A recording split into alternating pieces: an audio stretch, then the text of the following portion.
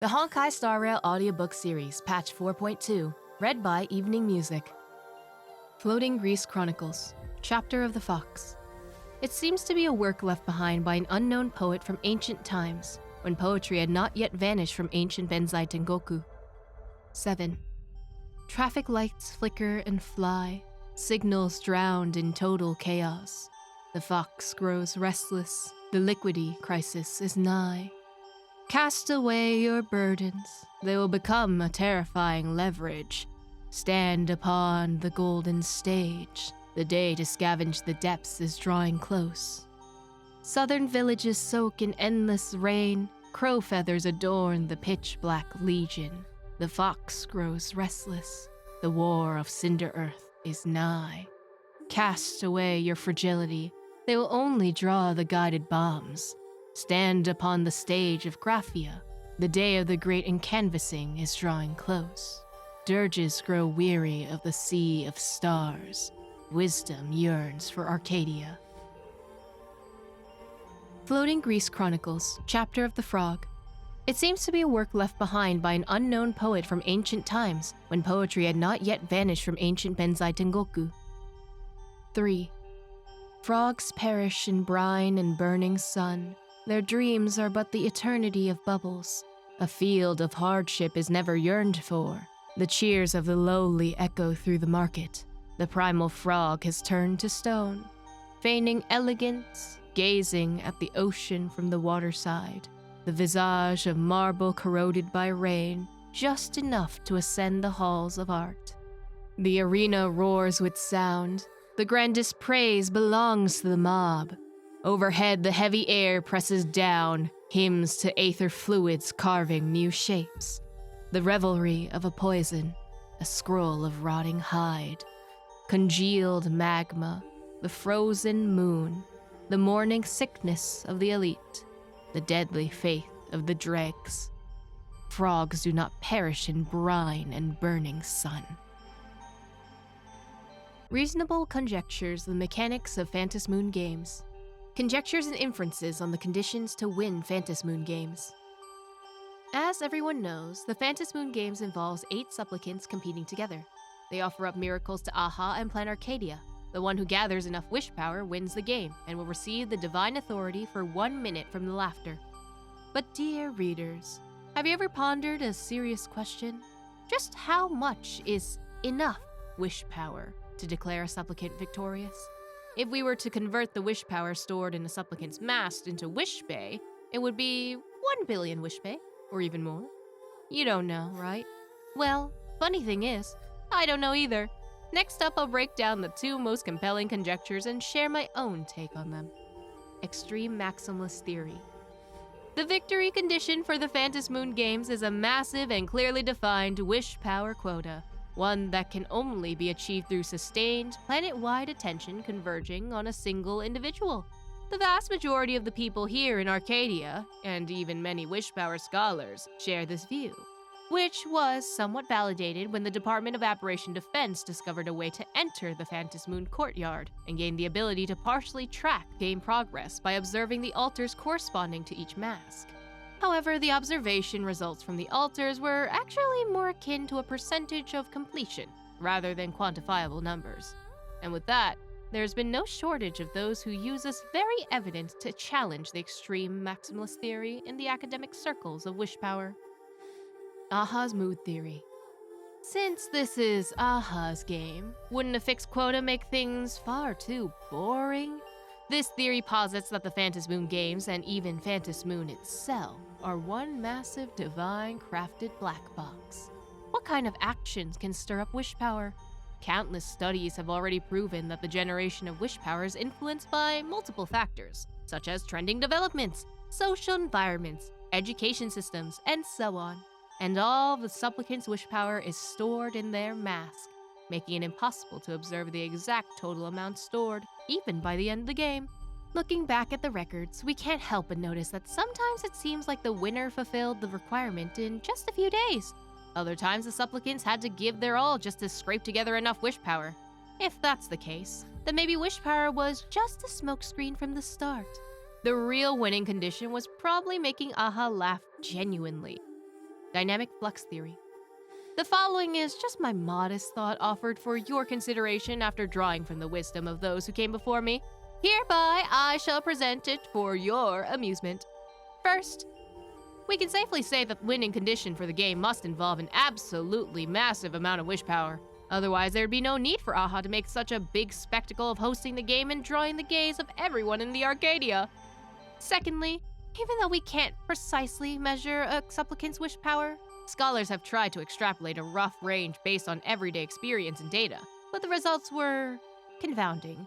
The total amount of wish power flowing through each recorded Phantasmoon games follows absolutely no pattern whatsoever. There was even one year where the wish power needed to win was double that of the previous cycle. What factor, then, have we overlooked? The answer lies with the people of Arcadia themselves. As a game designed to fulfill Arcadians' wishes and harvest wish power, perhaps the victory condition is a two-way street. As the eras shift, so do the people's perceptions and needs regarding elation. When Arcadia's overall emotion runs low, naturally more effort is required to satisfy it. Under this hypothesis, Arcadia functions as a single giant entity with fluctuating desires, and the supplicant who can sate this entity is the one who claims victory in the Phantasmoon games. Seen in this light, does the fact that the Phantasmoon games have returned after only 15 years not suggest that we have become increasingly greedy and ever more difficult to satisfy? Ploo Industries Overview. A promotional flyer for Ploo Industries, gifted by the founder of Yellow Ducky Nibbles. Its contents turned out to be unexpectedly formal.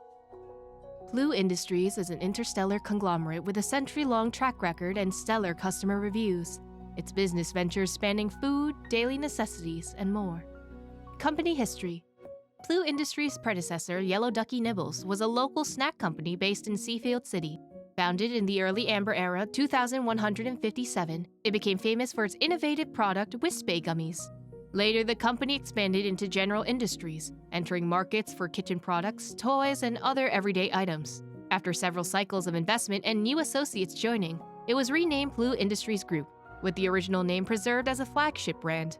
The brand/group was founded by the eldest Yellow Ducky, born during the Ducklings' roaming incident in Ahatopia, also the first Ploo resident of Plan Arcadia. Today, Ploo Industries has become the most influential brand in Plan Arcadia, and we are committed to making Seafeld City the new economic hub of the Arcadia. Quack. Know us through numbers. 33 brands currently under our umbrella, with over 5,000 products in our portfolio, and an average annual output exceeding 120 billion credits in recent years. Current headcount stands at 77,893 employees, of which 72,501 are Ploos. Age-wise, our group upholds the principle of blending seasoned experts with fresh blood, with employees under 30 and those over 500 each accounting for more than 30% of the workforce.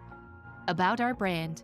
Interstellar snack brand Yellow Ducky Nibbles brings you a lush feast of flavors. The predecessor of Ploo Industries and the core brand of the conglomerate's strategic business philosophy, aiming to promote the Ploo's eating habits and Plan Arcadia's total specialty, Seafeld Scanions, across the entire galaxy. Signature products include Seafeld Duck Head, Ploo Chips, Ploo Specials, and more. Interstellar toy brand Ploo Play. Let the Yellow Ducky accompany your childhood. Signature products include Cesium Metal, Toy Duck, Cesifid Silver Duck, Scallion Lightsword, and more. Some toys are for children only. Adults must be accompanied by a children to play. Some toys require Plan Arcadia's high-density wish power environment to function. Some toys are protected under the Fey-Kind Protection Act and enjoy equal rights as Imaginesis. Daily Essential brand, Featherloo, carefree as a Ploo. Signature products include the Yellow Ducky Feather Pillow, Ploo Pajamas, Yellow Swim Ring, and more. We protect the legal rights of Ploos, and our products contain no unauthorized Ploo feathers. Allergen warning, products contain Ploo feathers. Venture Capital Department, quacking profits. If it makes money, it's real industry. Key product, Seafeld TV. Lead sponsor for the live-action series Daybreak Warrior.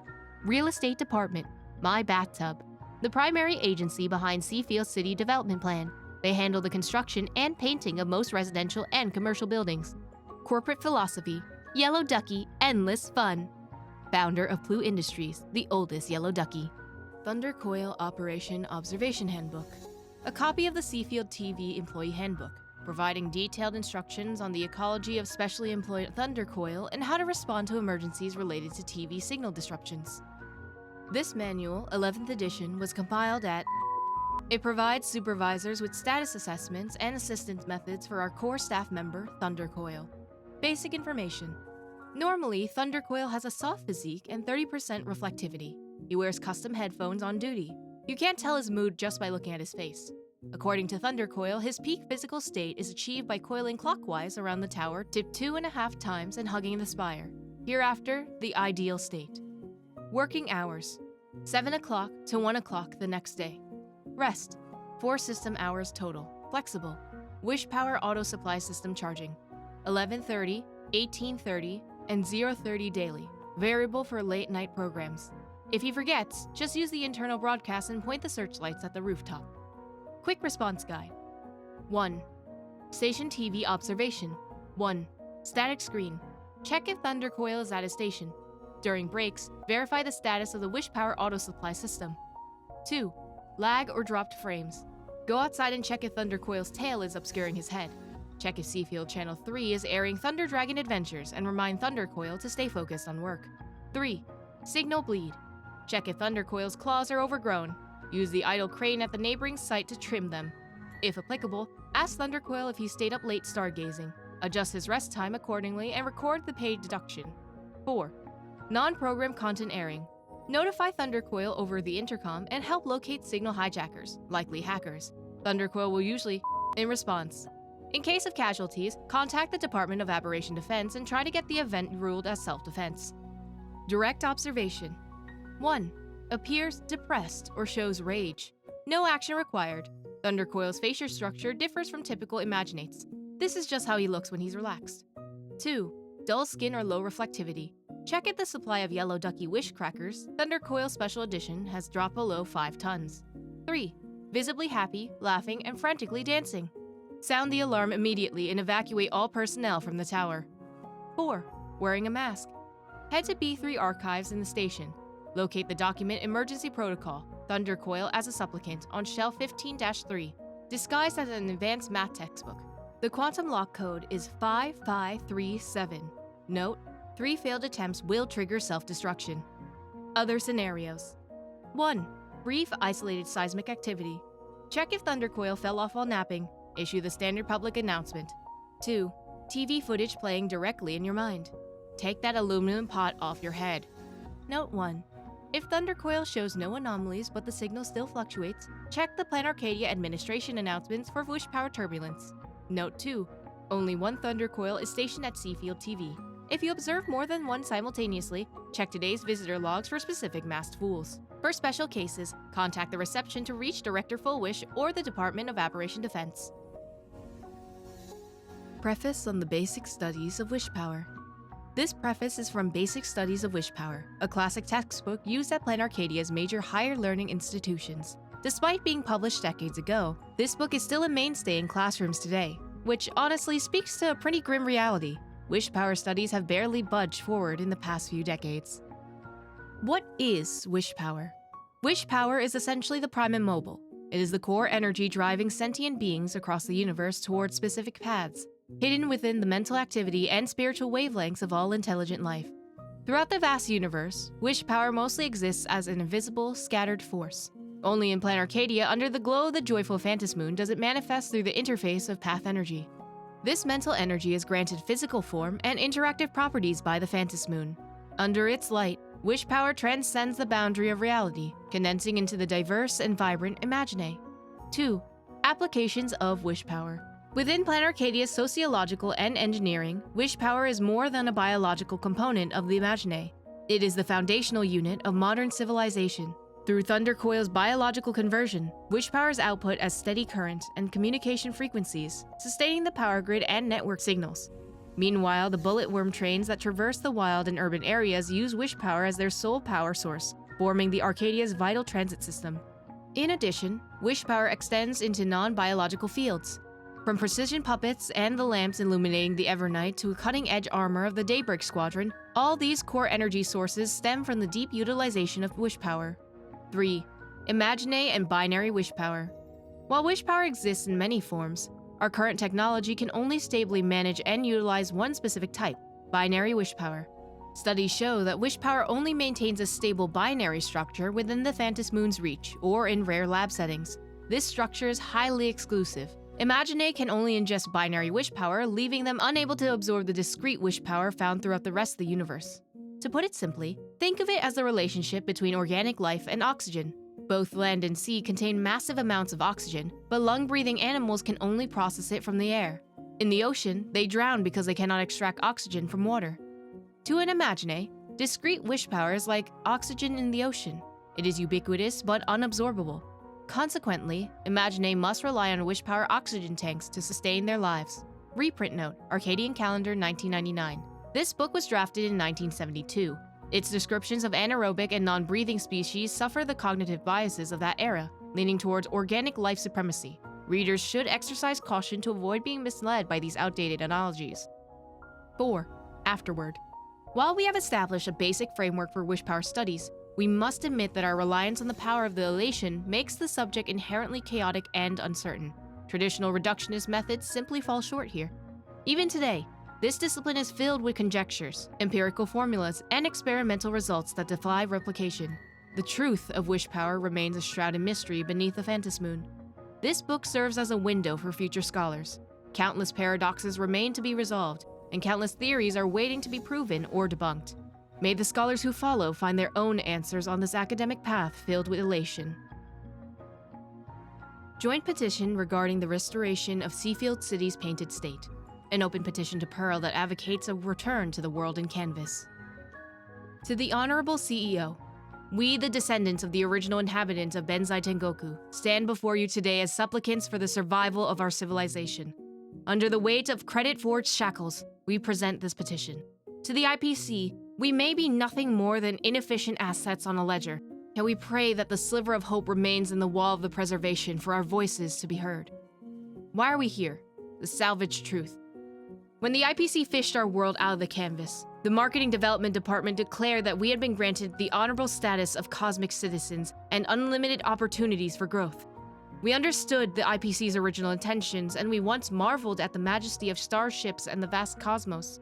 However, the IPC failed to understand the true nature of the world in canvas. The place our ancestors dwelled was not a dilapidated corner, but a fully realized, beautiful, eternal realm.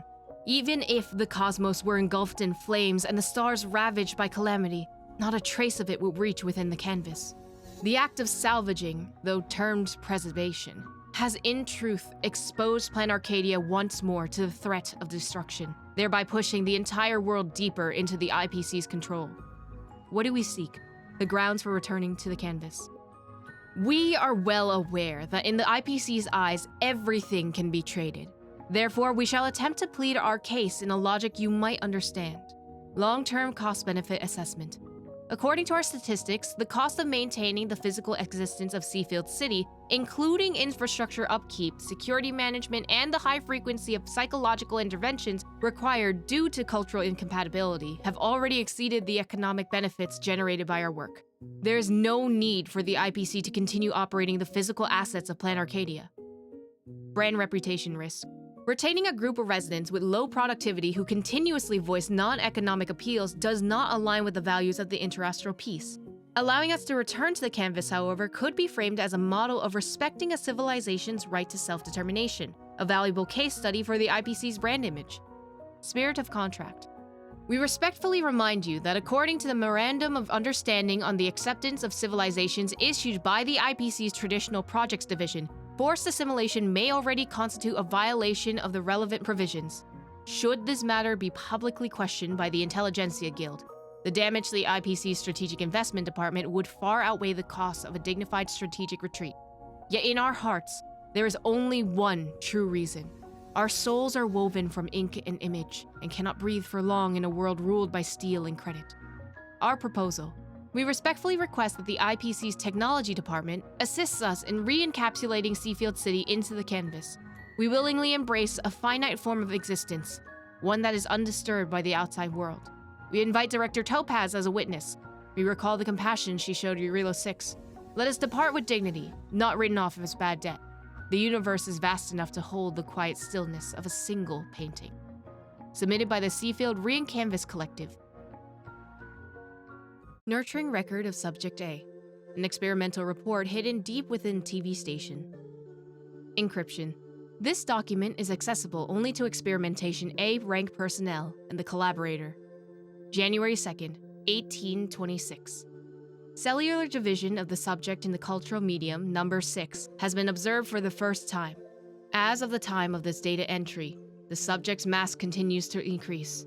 It has been confirmed that Subject A, provided by the collaborator, is capable of artificial nurturing.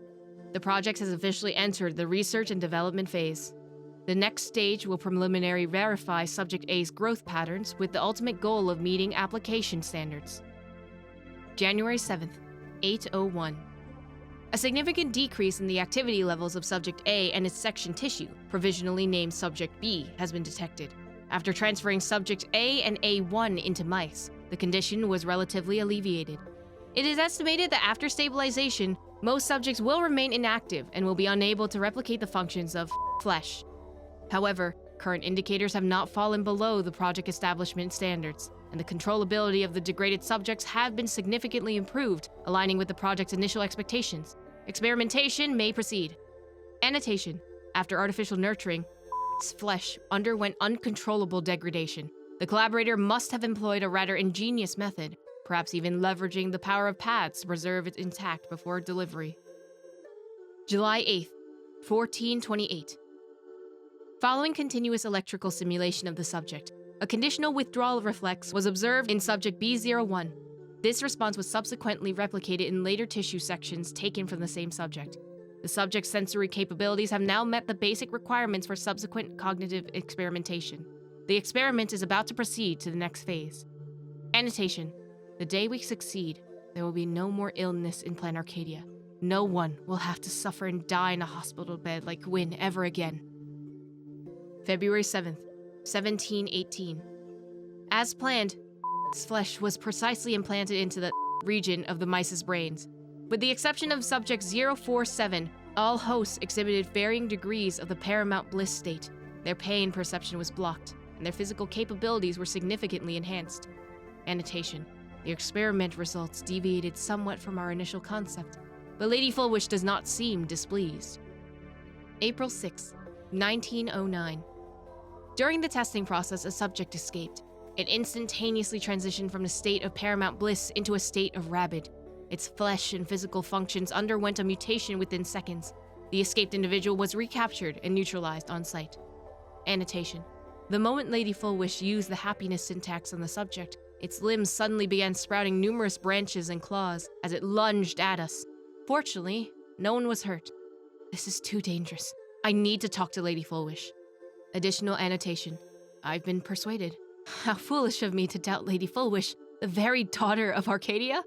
I don't think I've ever been this happy. Let me be the first clinical trial subject. May there be no more suffering in this world. June 17th, 1550. The experiment has been successfully completed. Preparations are underway to enter the application phase. Additionally, a method capable of stimulating hosts on a large scale within a short time frame may be required.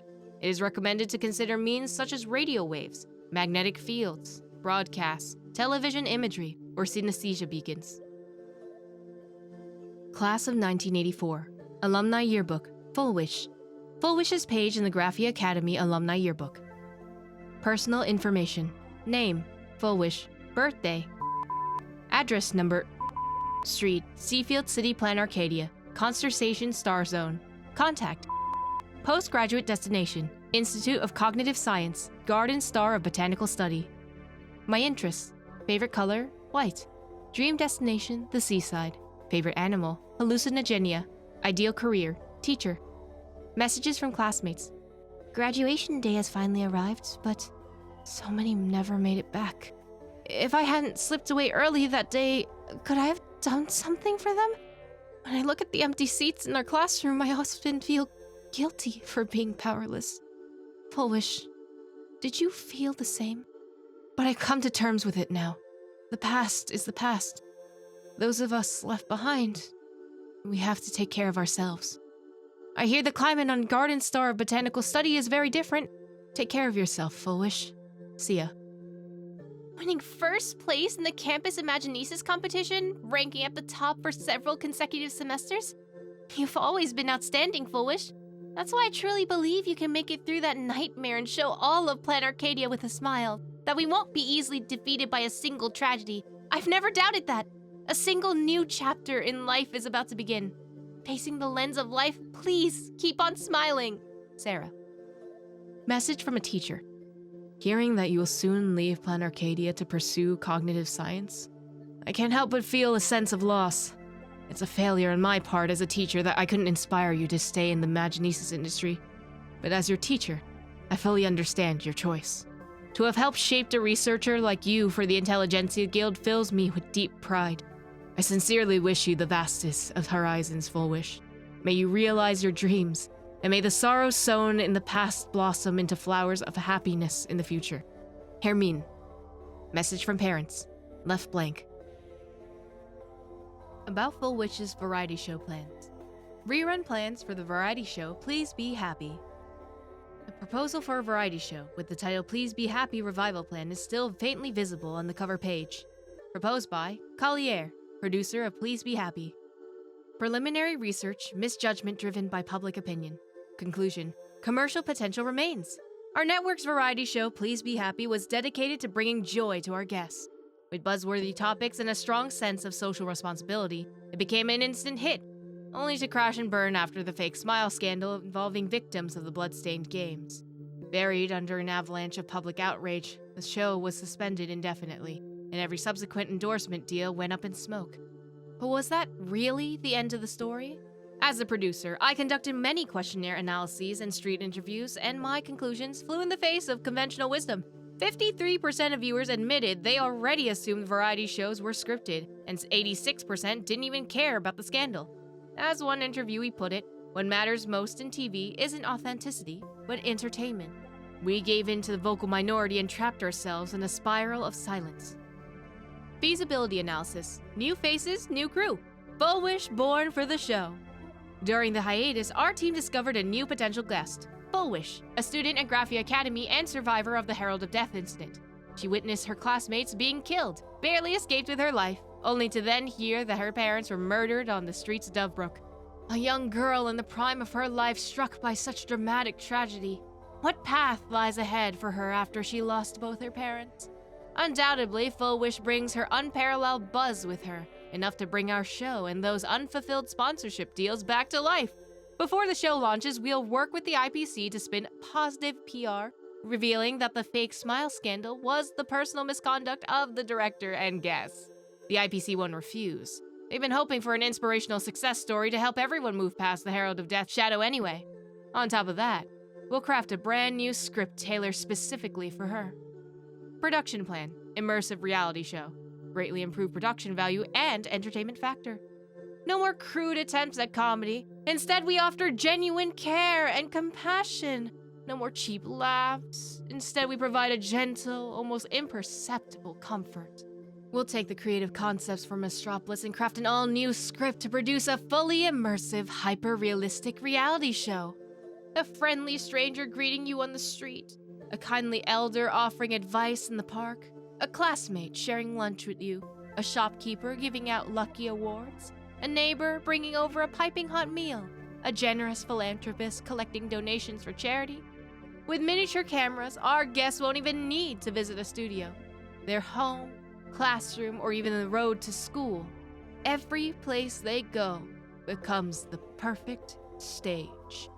Our crew will surround our protagonists with joy and happiness, with smiles, encouragement, and blessings. Bit by bit, we'll inject happiness into this girl's shadowed heart, driving away the lingering nightmares of the Herald of Death.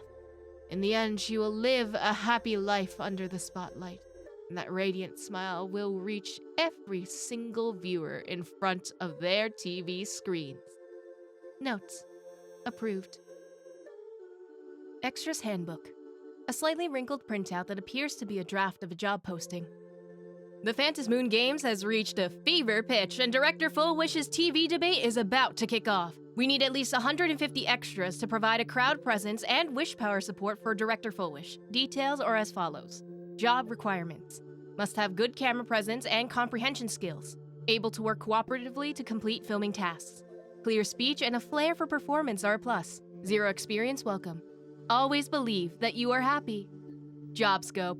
Responsible for serving as the audience member during Director Fulwish's TV addresses, appearing in both wide shots and close-ups to demonstrate approval for the speech content with genuine emotion. Those with excellent communication skills may serve as assistants, answer Director Fulwish's questions, or share their own stories during the audience interaction segment. Topics include but are not limited to 1. Improper conduct by outsiders in Plan Arcadia. 2. Damage caused by outsiders to Plan Arcadia, whether on a social or physical level. 3. The spiritual encouragement and role model strength that Director Fulwish provides to the people. Feel free to include your own story of how Director Fulwish's deeds inspired you to face life more positively. 4. The IPC's modification and devastation of the Arcadia. Use discretion when discussing this, don't go overboard with the detail. Most importantly, make sure to smile and wave those glow sticks with all your heart. Let everyone in Plan Arcadia feel your happiness through the cameras. Compensation. 300 credits daily, lunch and dinner included, transportation provided. Get a chance to snap a close-up photo with Director Fulwish herself. You will become happy, forever and ever. Pre-op psychological assessment record. A psychological assessment record of a patient prior to undergoing happiness surgery. Psychological consultation for members experiencing pre-op anxiety. The session has been archived per standard protocol. Patient information has been anonymized for confidentiality. The consultation records is as follows. Praise the Master of Elation. Is everyone having a happy day today? I'm so happy. No, you're not happy. If you were, you wouldn't be here right now. Today I'm not speaking as the president of the Smile Society. Think of me as just a normal friend. Someone you can open up to about what's troubling you. Lady Fulwish, I'll admit, if it weren't for everyone at the Smile Society on the day I got laid off, I probably would have. But with your encouragement, I found a new job and even gained a new family. I think I should give it one more shot and try to find happiness through my own strength, instead of jumping straight into the surgery. You're absolutely right. The Society isn't the IPC. We never force our members to do anything. Today's just a friendly chat between friends, so relax. Let's just talk about life, shall we? How's work been lately? Getting along with your coworkers? Is everyone happy? Yeah, everyone's so happy, bursting with energy every single day, and it's all thanks to your help. But sometimes I feel like we're from two different worlds. Whether I'm exhausted and just want to sigh, I'll take one look at them and it's like I'm doing something I'm not allowed to do. I went through the same thing in the days right after the Bloodstain games ended. Everyone was so kind, but the more help I accepted, the guiltier I felt. I was scared that if they saw even a hint of unease on my face, it would hurt them too. I was scared that if I cried, it would make them sad. But that only made me lonelier, made me think that misfortune itself was a kind of original sin. Yeah, I totally get that. It's like this vibe hanging all over Plan Arcadia. Whether it's at the company, out on the streets, or online, seeing everyone laughing and having a blast always makes me feel like I should join in, but don't blame yourself. Pursuing happiness is human nature. It's precisely because you aren't happy enough that you yearn for that world of happiness, and you've mistaken that yearning for alienation. Picture this. Everyone around you is laughing, but you're the only one in tears. Your wife and kids are happily chatting away nearby while all you can do is heave a heavy sigh. Do you really want to turn your back on them?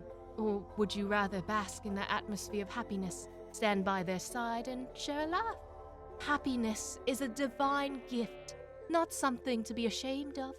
When it comes down to it, do you truly resist the happiness surgery? You simply haven't recognized your true self yet. Tell me, what is it you really want? I want to join them. I want to be happy. Ocean Current Anomaly Report. Observational records of the ocean and fish populations kept by a certain marine biologist in Seafeld City. Abstract. This report summarizes the hydrological data collected over the past 9 months in the open waters approximately 120 nautical miles south of Seafeld City, funded by the Strategic Investment Department of the IPC. The initial objective was to simply update the deep-sea saline circulation charts for Horn Dragon Bay, which the Arcadia Shipping Management Office has used for years without revision. However, since late December of the Arcadian calendar 1998, our instruments have consistently recorded a series of anomalies that defy standard oceanographic explanations. These patterns show no correlations with known astronomical cycles, surface currents, or seismic activity. While professional duty compels me to document these findings, I must include a personal disclaimer. I strongly suspect that I suffered from some degree of mental instability during this period. My first-hand logs have become tainted by an indescribable sense of pessimism and an unsettling atmosphere of mysticism. Observation summary and aberrant phenomena. Due to the lack of tourists, the outer island harbors bordering Horn Dragon Bay had fallen into total disrepair. I was forced to charter the trawler Voice of Spring from Seafeld City to conduct my operations. Upon reaching the target waters, both the crew and I sensed a palpable and unsettling atmosphere. Even at high noon, the sea was shrouded in a slowly pulsating mist. When night fell, a thick and fetid stench often rose from the surface. The crew was extremely resistant to working after dark, which likely caused me to miss opportunities to record even more extreme readings. Nevertheless, the following anomalies remain impossible to explain. Salinity. Since early December, the mid-layer waters at a depth of 70 meters began to cool continuously. However, this temperature drop was not accompanied by the saline decrease typically seen in winter. On the contrary, saline levels showed an unusually sharp spike that persisted inexplicably well into spring. During the peak recorded on March 21st, the salinity at 70 meters reached a staggering 59%. This far exceeds the theoretical limit for normal seawater at that depth in Horn Dragon Bay. Disturbingly, these cold and high salinity water masses were not merely moving horizontally or diagonally. They occasionally manifested as vertical and intermittent upward pulses. It is as if, and this is purely a metaphor, some massive and freezing object deep on the ocean floor is displacing the frigid water around it. This forces the compressed and ancient currents to surge upward, like a whale coming up for air. Cold light. Late on the night of May 6th, I happened to be on the deck for personal reasons. A beam of non-diffusive cold light pierced through the mists on the southeastern horizon. It did not conform to any standard navigational signal protocols. The color of this light shifted constantly, flickering between white, cyan, and green. At the same time, the hydrophone captured a low-frequency sound wave. Its waveform was similar to that of a submarine landslide. However, the seabed of Horn Dragon Bay is flat, and no such massive submarine mountains exist there to cause such an event. This made the occurrence all the more bewildering. School of Fish. The rest of this report is completely blacked out. Seafeld TV Chronicles. A brochure printed with the Seafeld TV logo, recording key events in the station's developmental history. In Arcadian calendar 1870, the wealthy merchant Akasha founded the original Seafeld TV alongside the Ploo known as Maxion to enrich the leisure lives of the local citizens. Rumor has it that the initial construction plans for the Seafeld TV tower were rejected due to safety hazards. Facing limited funds, Maxion rallied over 2,000 Ploos to fill their bodies with Wishpower, with which they completed the construction of the tower's main structure. Arcadian Morning Report was the only program on the station at that time. Its vision of 24-hour non-stop news was initially mocked by industry rivals. Everything changed a few years later during the Phantasmoon games. Seafeld TV was the first to provide total and relentless coverage of the event from every possible angle. This attracted a massive influx of viewers and Wishpower, instantly transforming the station into a media titan of Plan Arcadia. In Arcadian calendar 1880, the number of Imaginé viewers surged. In response, the station launched several new channels dedicated to Imaginé audiences. Among them, Fantastic Ploos and Where to Find Them became a massive hit. The legendary tale of Maxion was passed down among the Ploo population. In Arcadian calendar 1990, director Naruto secured a partnership with the Imaginé known as Thundercoil. The latter was offered a massive hoard of Wishpower in exchange for its services as a signal relay station. Following this deal, Seafeld TV broadcasts finally reached the distant cities of Plan Arcadia. That same year, the Pixel Gourmet channel premiered to the public. In Arcadian calendar 1980, the Seafeld TV tower underwent its fourth major renovation. Its height reached more than double of that of its original structure, and the number of employees surpassed 2,000. In Arcadian calendar 1984, during the Herald of Death incident, Seafeld TV reporters risked their lives to provide detailed tracking of the case. They contributed significantly to the evacuation of the affected populace. Following the subjugation of the Herald of Death, the station was honored with the title of Outstanding Media Organization of the Era by the Plan Arcadia Council. That same year, the first season of Please Be Happy premiered, achieving a viewership rating of 17.9%. In Arcadian calendar 1988, Fulwish took office as the 19th station director, and Seafeld TV was renamed Fulwish TV. Letters to the Detective. A stack of letters meticulously organized by the assistant for the detective. Each envelope is plastered with postmarks from repeated forwarding. To Mr. Ashton Detective, greetings from Maria Ecological Island. We strive to create breathtaking natural landscapes and idyllic climates to provide our clients with meticulous and caring restorative services. We regret to inform you that the account on file has insufficient funds to cover the service fees for the upcoming cycle for the guests under your care. Please mail a check to the designated location within 1 standard month. Otherwise, we'll suspend all value-added services. This includes fresh bananas, rainforest rockeries, and heated baths. If you've already made a payment, please ignore this mail. Thank you for your support and cooperation. Old man, you never went back to Kronstadt after that, did you? I remember you mentioning your homeland. You said it was always shrouded in gloomy clouds. You said every step in the alleys was soaked in blood and that fur-clad beasts were always howling in the withered, blackened wilderness. I was passing by that area recently, and guess what? A group of refugees had settled there to start anew. They cleared the thickets of thorns, toppled the old churches, and built gardens from rubble. Soon they will forget that this was once the bloody den where Zulo cultivated his minions. They'll forget the last hunter who ever hunted every monster down. They'll even forget the nickname Black Church. When night fell, I watched the smoke from their cooking fires dissipate. The candlelight in their tents flickered on, one by one. It was bright, yet fragile. A single, insignificant storm in the cosmos could snuff those lights out. I plan to stay, maybe just for a while. Don't blame me for making this decision on my own, old man. Neither of us has a home anymore, but they still do. To my favorite regular, Mr. La Mancha, it's been a while, but your name still comes up often in this lounge. Half those talking about you want to find you, and half those looking for you want you dead. Your admirers call you the lead hunter, the Solidarity First Fang whose teeth once shredded a Lord Ravenger's chest. Your detractors call you a kinslaying monster who dragged the Rangers into the abyss for private vendetta before vanishing. Years back, a Galaxy Ranger who survived Von Walks showed me his scarred arms and swore to settle the score. I know the feeling. You still owe me for that unpaid tab after all. Even further back, Cloud Knights came knocking, claiming you broke into the shackling prison and got someone out. Quite a feat considering you were supposed to be visiting Zhu Ming's master craftsman. You certainly have a talent for finding trouble in the darkest places. Lately, word is the one-eyed owl has picked up your scent. You tracked down the brothers you were providing for Maria and took their eyes, hoping to see your location through them. I found a prosthetic doctor to treat them, but that lady plays dirty. You certainly made plenty of enemies during your glory days.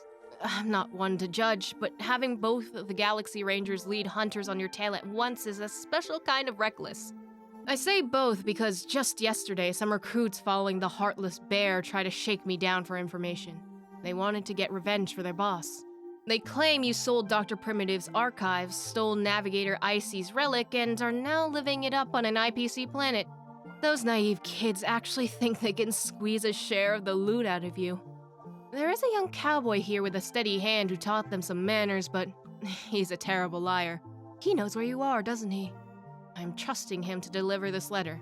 Long story short, watch your back, and don't you dare die before settling your tab. A frantic handwritten note on the margin. Mr. N, keep the doors and windows locked for the next few days. All-time best cartridges. An old forum post from Punklord. Looks like it was one of the routine popularity polls of Aether hackers. A cartridge is the tool an Aether hacker uses to edit reality, much like a superhero's transformation device or a magical girl's wand. But it is also a masterpiece in its own right, a career-defining journal packed with the creative sparks and raw data that masters use to reshape the world. There is a saying in the deep web: fools have masks, hackers have cartridges. That pretty much sums it up. Let's dive into the nominees for the best cartridge in Punklord history. Stoneblade. Don't mess with Stoneblade unless you're living without an internet line. or he'll get you permanently offline. Anonymous hacker. A relentless offensive player and the undisputed king of physical confrontation. If a digital stalemate bores him, Stoneblade takes the direct route. He tracks your signal to your doorsteps and settles the matter with his fists. Stoneblade's cartridge acts like a personal armory filled with every weapon imaginable. He materializes whatever he needs the moment he catches a poor soul's signal. These weapons come with auto-attack systems. Any thief trying to sneak into his data space gets a first-hand taste of an FPS battle royale. Zero. Are they called Zero because that's what they do to my bank balance? A bankrupt tycoon. Even among the pantheon of legendary hackers, Zero stands out as uniquely troublesome. He bypasses direct assaults in favor of pre-coded viruses that eat away at opponents like venom. Since the process is entirely automated, he's earned the nickname Walking Plague. He doesn't even need to lift a finger. He just takes a stroll while his scripts dismantle everything in his path. Zero's cartridge is packed with everything from tiny bloodhound drones to massive automated fortresses. He rules over it like a dungeon master, watching from on high as intruders struggle. If you want to escape his cartridge, you better bring your A-game, which requires the tactical precision and careful planning of a hardcore strategy sim. Rumor has it that he's surfaced on an IPC mining planet. He vanished shortly after, and his current status remains a total mystery. Sage. The greatest role-playing gamers are usually the ones with split personalities. Chikasa, Strategic Investment Department Cybersecurity Lead. Sage is the pioneer of ether editing and a materialization expert who supposedly lives with a split personality. He's less of a traditional hacker and more of a summoner or a puppeteer. His mastery over ether editing allows him to manifest fictional entities into reality, turning himself into a one-man army that can tear down any firewall. Sage's cartridge serves as a home for every character he's ever designed, spanning from his early sketches to the legendary Formidable Four. It's surprisingly peaceful compared to the other hackers' cartridges, resembling a fairy tale world where every resident stays in character. To navigate it, you'll have to embrace the roleplay and act your part like you're in an actual RPG. Silverwolf. Honestly, does playing on a max-level account even count as gaming? Golden Eagle. You don't need me to tell you how great Alpha Wolf is. She's the youngest legend in the business, the last sovereign of the Dark Zone, and a true player one who treats the entire universe as a game. She's a living myth on Punklord who never hides her face and never fails a hack. Even the fool should keep a seat and drink ready for her in the tavern. They say Alpha Wolf's cartridge is called level 999, representing the ultimate cheat code for hackers. Its contents are a mystery, but some believe it grants the power to edit reality itself. Now that she's conquered everything Punklord has to offer, she set her sights on a bigger game, the Cosmos. Expect her to create more legends out there. Golden Eagle. If you try to prove you're more destructive than Nanook, you'll lose the second he glances your way, because he's just made you an emanator. Stoneblade. Before he picked a fight with Alpha Wolf, Golden Eagle had no fame to his name. While he is no pushover, he languished outside the top 20 at best. As soon as Alpha Wolf left Punklord, he changed his name to Wolf-Eating Eagle and started demanding a showdown. So far, she hasn't given him the time of day. No one's seen what's inside Golden Eagle's cartridge. Given his obsession with PvP, it's likely just a digital trophy case full of mementos from his defeated rivals. Stories of Enroute.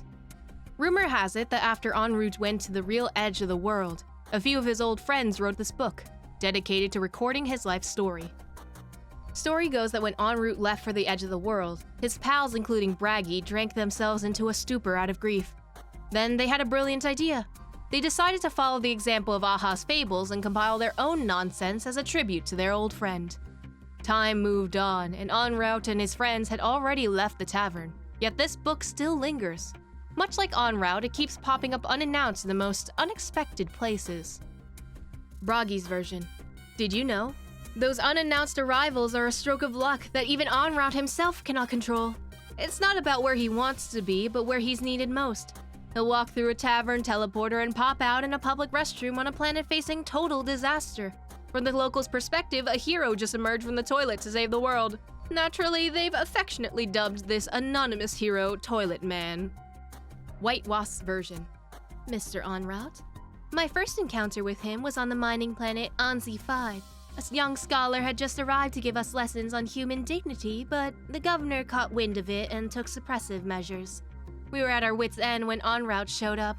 He traded a single coin for some ore, then the ore for a knife, then the knife for shoes. Before we knew it, bills were raining down everywhere. Today, those piles of cash aren't even worth one measly credit. Shepard's version. Man, that guy used to charge through a dozen fights with 2 glasses in his hands, all the way from Layton to Reedman, and his ice wouldn't even be melted by the end. He knew every tavern trick and every game of elation in the universe. He and Braggy once had a bet to see who could outrun the watchdog on When 2. They both failed miserably, obviously. They say that dog even nearly got a piece of Aha's backside. Honestly, unless you're Machiavelli, you aren't outrunning that mutt. Old Lamp's version. Personally, I think Enroute took his aesthetics of elation a bit too seriously. He'd go wherever people needed a laugh or wherever things were going south, throwing himself into the game like a chess piece just for the thrill. He seemed like a loose cannon, but he was actually an elation fundamentalist through and through. He once secretly showed me a photo enthusiastically introducing the VIPs around him in the shot, and how much of a total legend they were in the battle against the Swarm. "So where's the fun at?" the crowd chimed in. "You know the rules," he said, pulling out a truly fortunate chessboard. "No risk, no reward. If you can beat me, I'll give you some fun." Ophelia's version. Please don't listen to those intoxicated idiots and their nonsensical ramblings. Even with a book of sifting sand that goes on forever, you couldn't list all of Enroute's adventures. There's always something new. He found the lost ship of fools in the cavity system, tricked Macbeth into giving up a probability sword won in an elation game, and even built a labyrinth of dad jokes to trap a flying devourer for the architects. He even once spent a whole day to stump the Inquisition spirit with his questions. Wait, was that actually him? Maybe I've had one too many as well. Not sorry to inform you. A recording played by a certain Aether hacker after the hacker hijacked the TV station.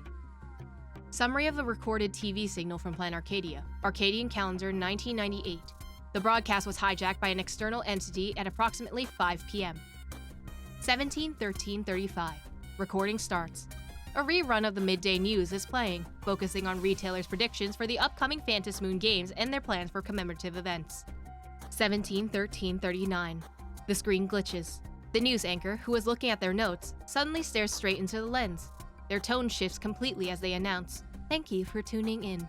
Please stay tuned for an impromptu variety show. Not sorry to inform you." 17:13:50. The news crawl begins to fly across the screen at 10 times the speed. The broadcast skips the usual ad break and drops into a flat blue screen. 17:13:55. The following text repeats 3 times in the style of an old-school CRT monitor, backed by soothing classical music. Emergency notice from Plan Arcadia Management Bureau. Citizens, please use your mobile devices to send the following text to immediately. Do you remember? I was forced to leave Plan Arcadia because of what you did. Now I've returned to find you, with exactly what I need to bring. Look at the TV screen. 17:15:12. Cuts to a video clip like a commercial. Still wearing that dusty mask of elation? You're washed up. With those masks, you can't even crack good jokes. Keep this up and you'll have to rely on those vintage iced drinks at the tavern for a laugh, little fool.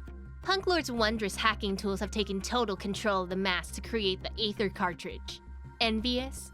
Rapid calculations, lockpicking, hijacking IPC servers, hijacking TV signals across all of Plan Arcadia. There's nothing the cartridge can't do. Only things you can't do. Right now, I can even display your embarrassing photo from back in the day on TV. Of course, I'll save you some face. The screen changes to a moment where a student-aged boy falls from a tree, while 2 birds fly off with his pants. Oops, my bad. Accidentally broadcasted. Aether cartridge. Everyone deserves to have one. 17:18:36. The TV displays the logo of a common Punklord snack brand while playing an audio clip. So, bet that woke you up. How's it feel to get DDoSed by the entirety of Plan Arcadia? You said you wanted to drink something special, so I went all the way back home to bring you some electronic orange juice. And you actually fell asleep? That's tilting. Alright, just log in already. Next time we game, remember to get online early, or I'm gonna pull something way bigger than this. After all, I got an Aether cartridge, way classier than a fool's mask. Bite me. Whoops, Thundercoil's here. 17:19:50. The resounding echoes of exploding lightning and thunder lingered for over 10 seconds. 17:20:03. TV signal restored. Fulwish TV Internal Petition, a staff petition regarding the change of station director at Fulwish TV. Everyone of Seafeld TV, hello! In the extraordinary year of 1988 in the Arcadian calendar, we find ourselves at an even more extraordinary weekend. Next Monday, we'll welcome a brand new station director, as well as a brand new name. Here and now, I wish to take a moment with everyone to look back on this TV station's 120-year history, and I look forward to everything we are about to experience. 120 years ago, our entire network consisted of a single program called the Arcadian Morning Report, operating on a sole philosophy of delivering 24-hour non-stop news coverage. Today, thanks to the tireless efforts of generations of employees, we have left an indelible mark on Arcadia, not just through our news reporting, but through our comprehensive entertainment planning. Seafeld TV is always changing. The only constant is our pursuit of change itself. We live in an age of attention. I think everyone would agree that Please Be Happy, which has captured the avid attention of the entire Arcadia, has revitalized the TV station from top to bottom. It goes without saying that Director Fulwish is at the very center of this storm of attention. By using her name as our brand, we can further reshape the market and leave a deeper, more lasting impression on the entire Arcadia. Director Fulwish says that in this fast-paced era, media professionals must be like the Aether Network. We have to learn to move at lightning speed. Our station has a long history, and that's exactly why it needs a shot in the arm. This applies both internally and externally. We need to adopt the inventor mentality of the Punklordians. Never stop learning, never stop creating. Through constant change, we can keep a firm grasp on the pulse of the times. Our success has only just begun. But don't take it for granted. We're writing history here, and our future knows no limits. Everyone has the chance to help build a brand new, stylish, and dynamic Fulwish TV. Starting next week, let's create more happiness for our Arcadia, and more elation. Collier, Assistant and Secretary of the Station Director. Smile Society Observation. A discarded draft of a program commentary. Submission date, Arcadian calendar. Draft summary. Pre-review of the script for the commentary program, Tidings of Arcadia. Main text. Issue. Healing smiles, healing Arcadia. I trust that those in Arcadia, especially our audience in Dovebrook, have heard the slogan to some extent. Yes, this is the promotional motto of that recently emerging group, the Research Society of Happy Smiles. To the society members, the Smile Society and its founder, Fulwish, are undoubtedly synonymous with goodness. Soothe all pain and make everyone happy. If the rumors are true and joining the Smile Society really brings such benefits, how could the residents in the Arcadia, already indifferent from the endless flood of information, not be tempted? And that is the topic of our discussion today. Just what kind of organization is the Smile Society, and can it truly bring people the happiness they imagine? I'm kinda scared of them. Gives me the creeps. It's a nice place, and everyone's super friendly. Wanna join? I don't know, I'm just here for fun. Faced with these questions, the staff at the Smile Society gave our reporter a warm welcome and provided us with some information. Interview record. So, regardless of species or wealth, you accept all residents who are suffering and try to heal their trauma, is that correct? Yes. Furthermore, there are absolutely no processing fees to join, nor do we sell any products. After all, we operate more like a charity at our core. We wouldn't do things like extract profit from our members like some commercial group. Are there cases where an initiate has suffered trauma so severe that you don't know where to begin? It happens often. In those cases, we arrange for them to undergo further treatment. And by further treatment, you mean? It's somewhat like minimally invasive surgery. We have methods to materialize the pain stored within the body and excise it. This way, the perception of that pain is eliminated at the source. Surgery? But regarding your qualifications... Please don't worry. To date, about 70% of our members have undergone this procedure. Without exception, they've all found a long-lasting peace, and their lives have returned to normal. Some can even hear Aha's voice ringing in their minds. For the residents of the Arcadia, there is nothing more wonderful than that. Our reporter also paid a visit to a nearby Arcadia resident who had been deeply discouraged following an accident. He recently underwent the happiness surgery. Unfortunately, he seemed a bit too busy to grant us an interview. He merely expressed his approval of the surgery and his life afterward, but he did agree to let us ask his neighbor about his current situation. Interview record. We're here to interview the neighbors of that very member. We heard that recently joined the Smile Society. Do you know how he's been doing lately? Well, at least he isn't pulling a long face like before.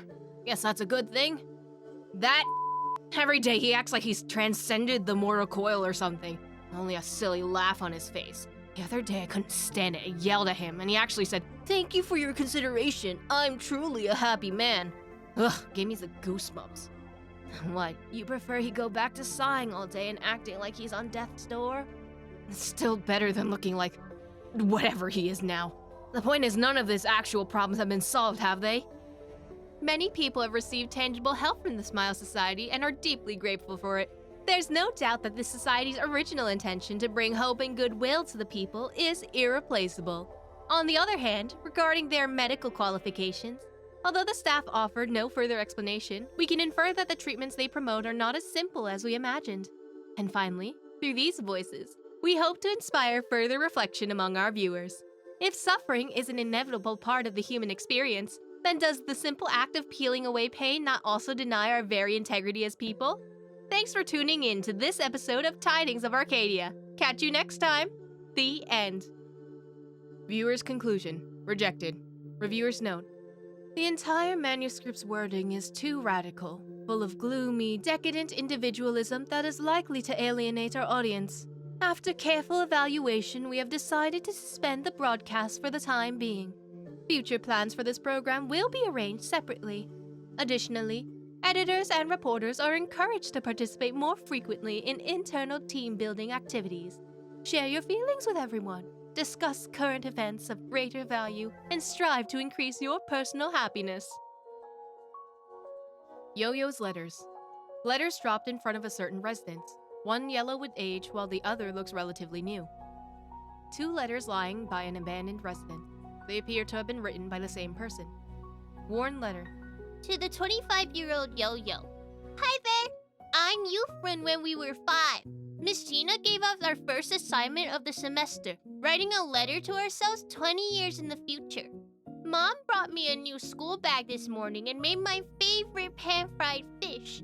She says that as long as I study hard, I'll be able to go to Dual Mention City and work in one of those sparkling skyscrapers. And I won't have to go out fishing like Mom and Dad. I've been practicing writing my name every day. The spelling is really hard, but I've already learned how to write it. To become you, my plan is as follows. 1. Learn how to count money.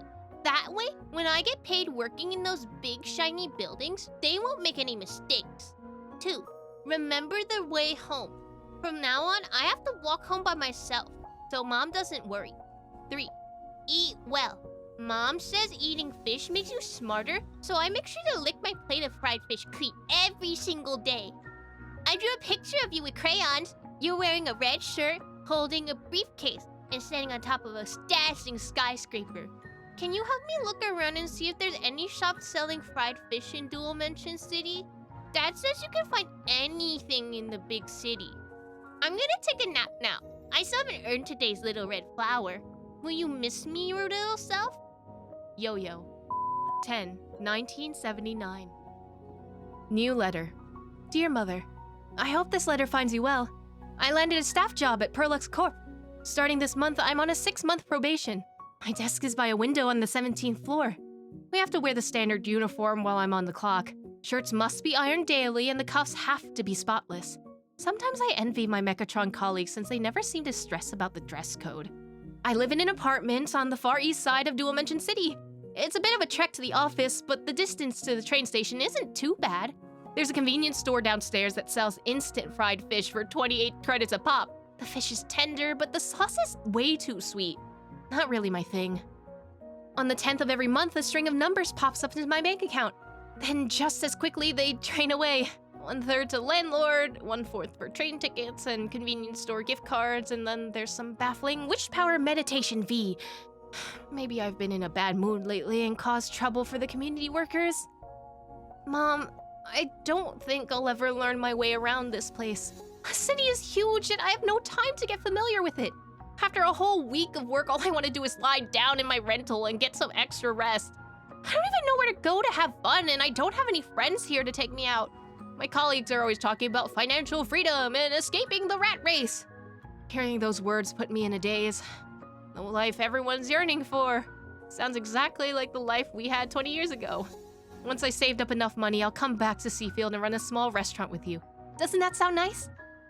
Mom, last night I had a dream of when I was little. If I make it home this holiday, could you make fried fish again and teach me how to do it? I don't want to be smarter this time. I just want to retain its taste. May the seas be calm and your burdens lighten. After all, you're all I have to worry about since Dad passed. Wishing you all the best. Yoyo. 12/1999. Approaching Science. The Mysterious Dark Zone. A script scraped from a video channel investigating mysterious physical phenomena such as the Aether Network and the Dark Zone. This document was automatically summarized and generated by intelligent web crawlers. The original video program has been removed due to unknown reasons. I wonder if anyone's ever thought about this. The speed of light in a vacuum is 299,792,458 meters per second. This means light from a star takes minutes to reach a planet's surface, and years to reach its nearest neighboring star. So here's the question. Since the speed of light, the ultimate speed limit, is so slow on a cosmic scale, how are we able to communicate in real time with people on the other side of the universe via the Aether Network? Strictly speaking, we don't know either. Don't be impatient. Since we produced this episode, we certainly aren't going in blind. It's just that mythos of the universe is inexhaustible, and people still can't fully comprehend the ins and outs or the microscopic principles of the Aether Network. Speaking of which, I bet some of our viewers are thinking, what? Isn't the Aether Network supposed to be designed and built by humans? If you mean the base stations or fiber optic hubs outside your front door, then sure, those are man-made. But don't forget, those are just electromagnetic technologies based in normal space-time. They have nothing to do with how the Aether Network transmit information faster than light. Take sailing, for example. People can only set sail because the ocean exists. However, the need to sail didn't create the ocean. The Aether Network is the same. It existed naturally first, and our utilization of it came second. From a physics perspective, the Aether part of the Aether Network is a projection of higher dimensional physical structure onto three-dimensional space, which requires negative energy, likely in the form of internal imaginary energy, to maintain... To abstract? Let's put it another way. The second law of thermodynamics applies in reverse within the Aether. The arrow of time where it doesn't point towards increased entropy, but rather towards entropy decrease, or even follows a closed curve. In reality, cause precedes effect, but in the Aether, effect may precede cause. Scholars believe this symbolizes the essence of mythos. In their domain, the causality symbolized most strongly by the consistency of the speed of light simply vanishes. With all that out of the way, we can finally discuss the topic of this video, the Dark Zone. To use a metaphor, the Dark Zone is like a black hole within the ether. It harbors every possibility, yet it is highly dangerous and possesses an instinct to devour everything. However, unlike the black holes in real space, dark zones are extremely unstable. They are consistently born, destroyed, and born again deep within the Aether. Their boundaries are erratic and shifting, making them far more dangerous than stable black holes. Fortunately, dark zones do not rise to the surface of the Aether, so they have no effect on the information we usually transmit via the Aether Network. Let's return to our initial question.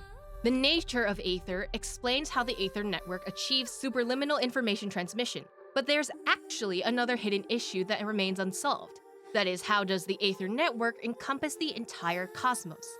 As a natural existence akin to an ocean, why are the interferences between Aether and real space distributed so evenly that the Aether Network can be accessed from every planet? After all, oceans aren't always interconnected, nor do rivers always flow into the sea and other natural phenomena. Scholars hold widely divergent views on this profound issue. One school of thought maintains that in the distant past, the Dark Zone once reached the surface of the Aether, causing the destruction and rebirth of the entire universe. And it is precisely because of this rebirth that the Aether became omnipresent. In other words, they essentially believe that the Dark Zone has sculpted the universe into a form in which mythos can intervene. If this holds true, then in the distant future, even after the finality has reached its finale, it isn't impossible that mythos could reboot the universe once more. That may just be the most mysterious and alluring aspect of the Dark Zone. Find the Kraken. A folklore interview published in the periodical Seafeld Small Talk. Using a meme doesn't make you a winner, but knowing the source of a meme? Now that's just freaking success. Dear friends, according to the voting results from our previous readers' letters, the buzzword we'll be exploring in this Seafeld Small Talk is Kraken. Where did this term come from? What did it originally mean? Let's hear what the residents have to say. The following is a transcript of the interview compiled by our reporter. Jojo, pet doctor.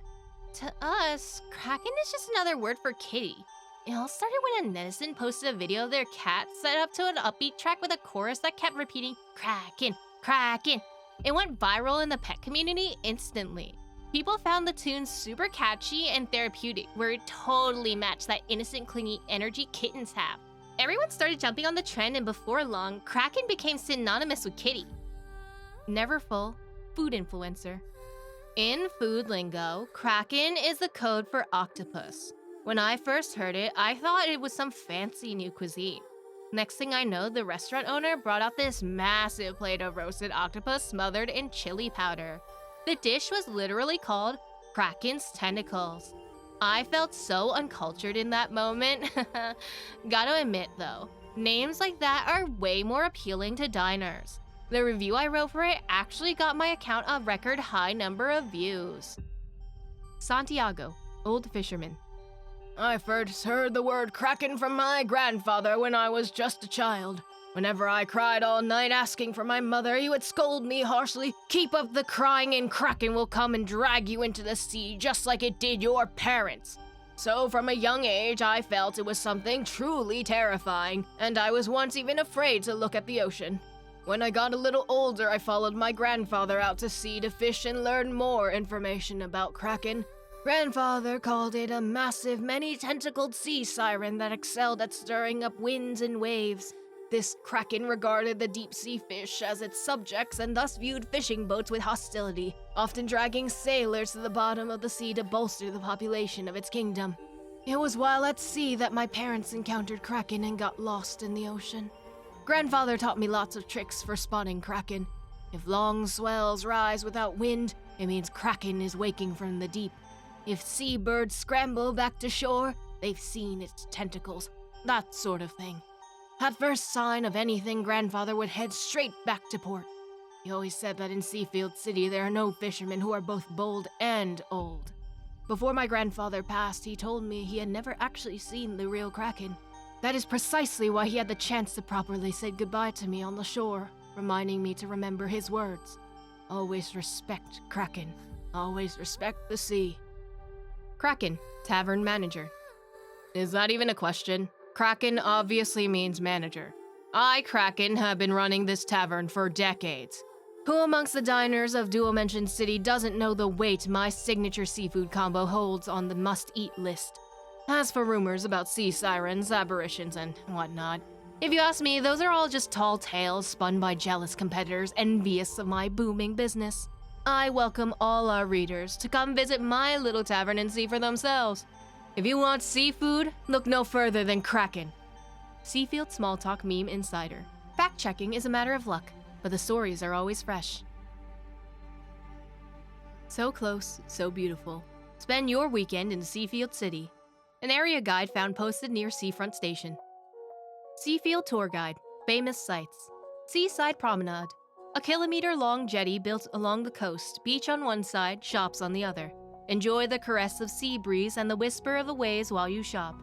Ploo Museum. Here you can learn about local history and culture in addition to visiting various specimens of local fish, shellfish, seaweed, and coral. Hilltop Park. Climb the winding mountain paths and stroll amidst the lush greenery. Here you can view the coastline from high above, while the sunlight, flora, and ocean washes away your worries. Morning Tide Cape.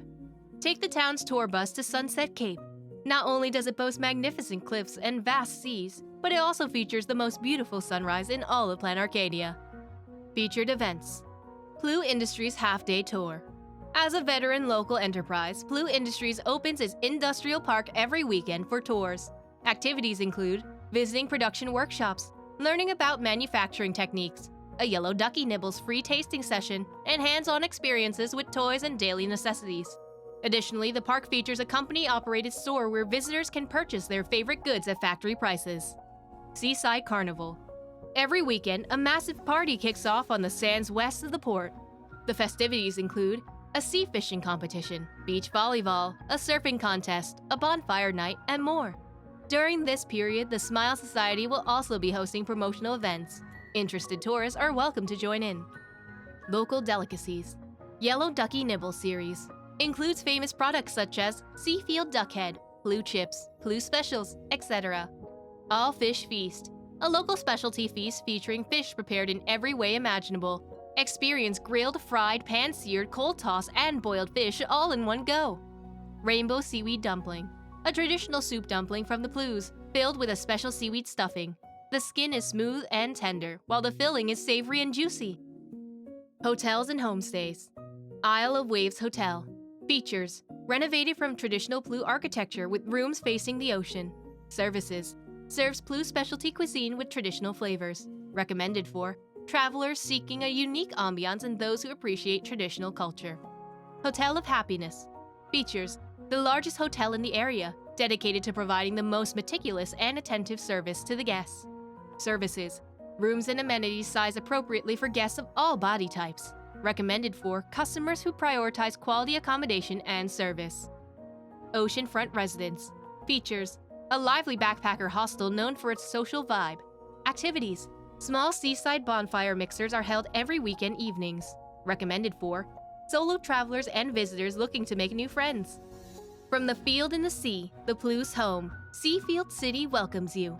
May your time in Seafeld be unforgettable. Port Bulletin Board. A bulletin board in Seafeld City, posted with ads for second-hand fishing boats, seaside rentals, and other such info. Second-hand fishing skiffs transfer. Name: Gulsong. Specs: 8M wooden fishing boat, twin engines replaced last year.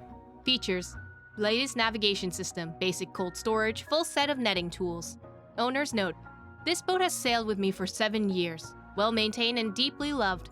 My kids are insisting I retire to Duo-Mention City, so I'm looking for a new owner who truly understands the sea. Price negotiable, test sales available. Contact: add my social media account at Sunset Retiree to get in touch. Looking for a good match. One day inshore tour. Still following those online guides, hitting all the usual spots and ordering the same tired dishes everywhere? Want to see the beautiful reefs and beaches that the ordinary tourist routes miss? We are a family of local fishermen born and raised here, and we're dedicated to offering you a unique tour experience. Contact: the first boat to dock at the pier every evening. The secret passphrase is, I can't swim, how about you? Sea Wave Apartments long-term rental. Location: Seaside building on the west side of the port. Open the window for an ocean view. Layout: 1 bedroom, 1 living room. Includes a kitchenette and a washroom. Fully furnished and features a private scenic terrace. Rent: 10,000 credits a month. Contact: with social anxiety, so don't contact me. Just wire the credits to my account and move yourself in. Seashell Hut Guest House. 3-story stone courtyard house, 10 rooms total. Shared kitchen on every floor. Perfect for group getaways. Services include tied schedules, fishing gear rentals, and more. Rent: single room 200 credits a day. Double room 350 credits a day.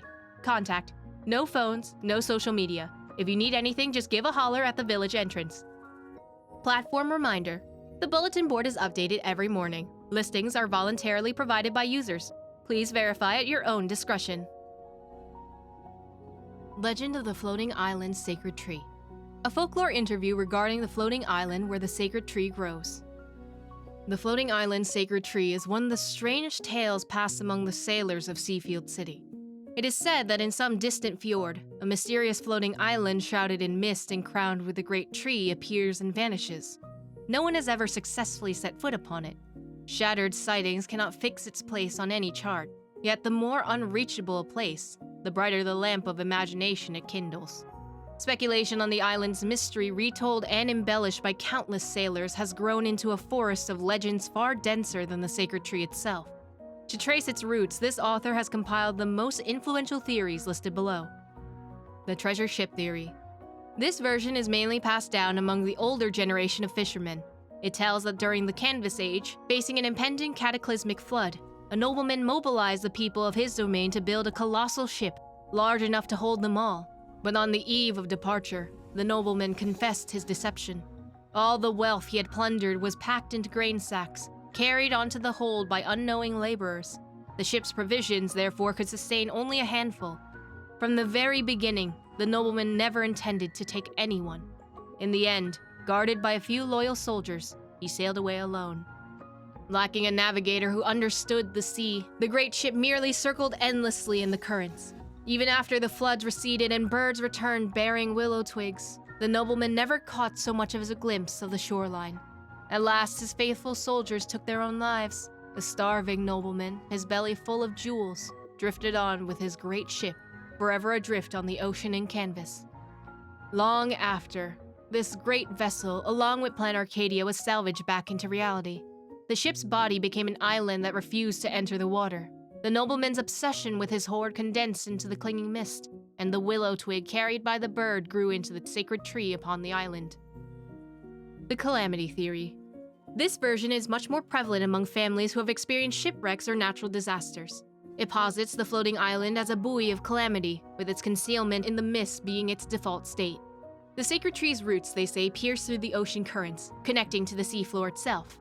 Whether the sacred tree senses a brewing disaster, its branches extend, lifting the island from the mist to warn sailors of the impending catastrophe. Archivist Iesu showed this author a timeline she had compiled. Several historical sightings were each closely followed by severe shipwrecks, storm surges, or other disasters in Seafeld City. Iesu suggests that even if coincidence plays a part, heeding the old adage, when the floating island takes flight, stay out of sight, by securing one's home and avoiding the sea for 3 days after its appearance, has often proven effective in mitigating losses. It's like the detective god of death you see in mystery comics, always showing up right along the disasters, Iesu remarked. The Locker Theory. This theory enjoys considerable popularity among young sailors and horror enthusiasts. They believe the mist shrouding the floating island is deliberate camouflage, and the secret tree upon it is a weapons depot for a guardian hidden in history's shadows. Every time the mist dissipates and the island appears, it signals a crisis in Seafeld City that ordinary people cannot overcome, a crisis the guardian will emerge to handle. This author suggests this notion is largely influenced by popular culture. In the comics these enthusiasts eagerly discuss, a being greater than any superhero requires a remote, mysterious, and inaccessible base. A description of the floating island fits perfectly.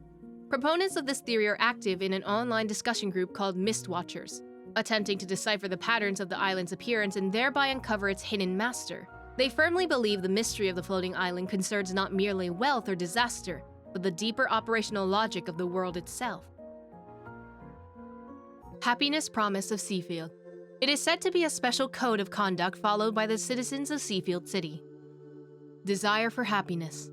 Happiness is absolute joy and contentment. It is a lake without ripples. Any sorrow or pain is a stain upon this perfection. The heavy shadows cast by life are impurities we must keep far away. We must let them sink silently to the bottom, never stirring the water into muddy turbulence. Our daily practice. Do not dwell on or discuss misfortune. Whether it is harsh weather, a mistake at work, or a minor ailment, such things are devoid of value. There is no need to waste energy on them. When someone confides their troubles to you, please smile and tell them, everything will be all right. Then leave quickly. An ordinary person's lake of the heart is easily disturbed. Please leave the sources of contamination to the committee, who have already received the blessing to handle them. Each night before sleep, stand before the mirror and repeat 3 times, today I was also happy. If tears fall, do not worry. Wipe them dry with a towel. It is merely excess moisture your body is expelling. Remember this above all. Keep smiling, keep smiling, keep smiling. We are together. The pursuit of happiness is humanity's birthright. On this path, should you encounter any difficulty or obstacle, you must inform us. We will provide you with every assistance, especially the happiness surgery, which grants supreme bliss. Late Night Radio Broadcast Script. A script from a late night radio broadcast.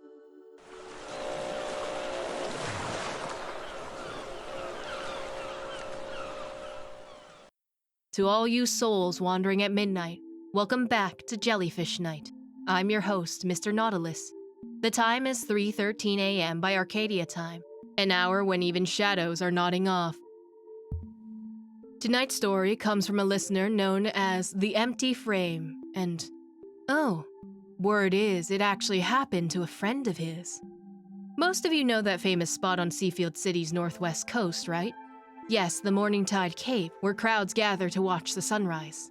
But I bet many of you don't know that beneath those cliffs near the water's edge, there are several caves, the kind you can row a small boat into. Our story tonight takes place there. Mr. Frame's friend, let's call him Mr. A, is an amateur spelunker with a taste for adventure. A few days ago, he arranged with his cousin Mr. B to explore the largest cave beneath Morningtide Cape. And then he went mad.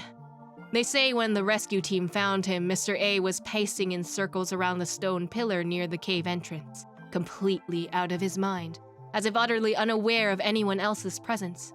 It wasn't until they led him out of the cave that Mr. A gradually regained his senses.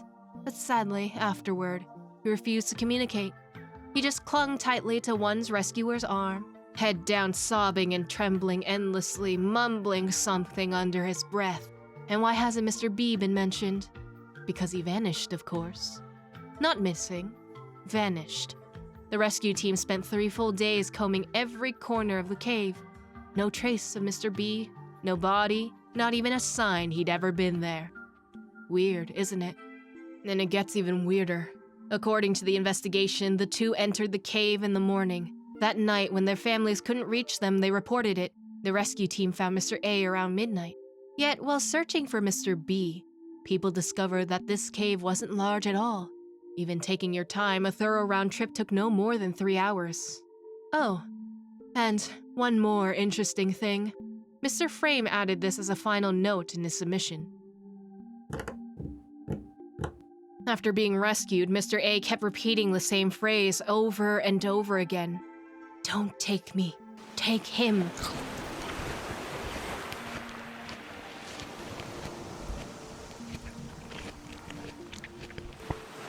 Well, that's enough for tonight. Now coming up next is today's first commercial break. Murata, cultural study. The story behind Murata, something that many have sought throughout history. Legend holds that Graphia descended into the world from within the Murata, adopting it as her clan name. At the end of the Cinder Earth Age, Graphia entrusted Huer and Lumire with the protection of Ahatopia and the recovery of the Murata, which had sunk into the depths of the world. After performing the miracle that dragged Ahatopia into the canvas, she vanished without a trace. Since then, this tower has become a cherished ancient legend among the people of Arcadia. A myth beyond reach. Throughout the ages, countless souls have embarked on quests to find the Murata.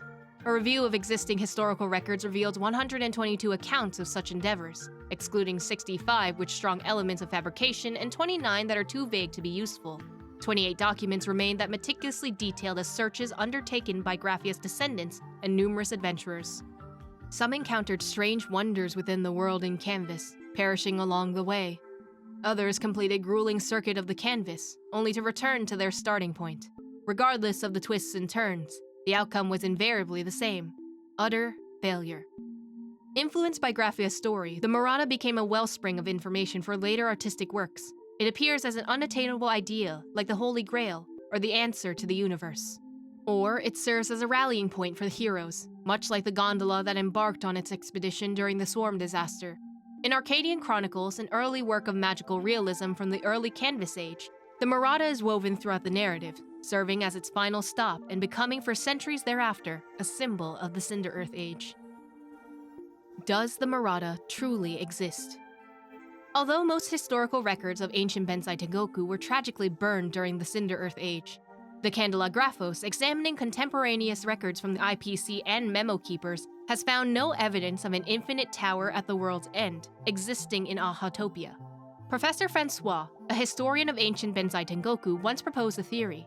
Based on the two descriptions found in historical sources, the infinite space within the Murata and the fact that Graphia emerged from it, and considering the world's nature under the light of the Phantasmoon, he suggests the tower might be a massive space fissure. He posited it could share properties with Aha's laughter that tore the universe asunder, and Graphia's actions themselves suggested she might have been an emanator of elation.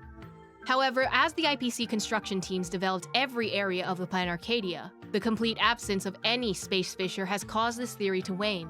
Cultural anthropology has gradually been introduced into the historical study of ancient Benzai Tengoku to explain the origins of its many myths and legends. James of Schneider University believes the legends of the Murata might be an artistic embellishment of Graphia's passage through the forges and fortresses of the Antimatter Legion. Her act of bequeathing this name and her final charge, he argues, was meant to awaken future generations, urging them to never forget past sufferings nor the original vow to preserve the people. The spirit is indestructible. To go where there are cries, to go where there are flames. This interpretation of the Murata has been passed down through generations as the house motto of the Graphia family. They bear the weathering curse, yet are compelled to perpetuate their bloodline to sustain the world in canvas. Now that the IPC has salvaged Ahatopia from the canvas, this mission will finally fade with time.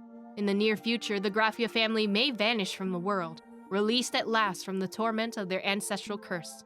But the story of the Murata will endure, passed down through generations in Arcadia, proof that a hero once walked among us.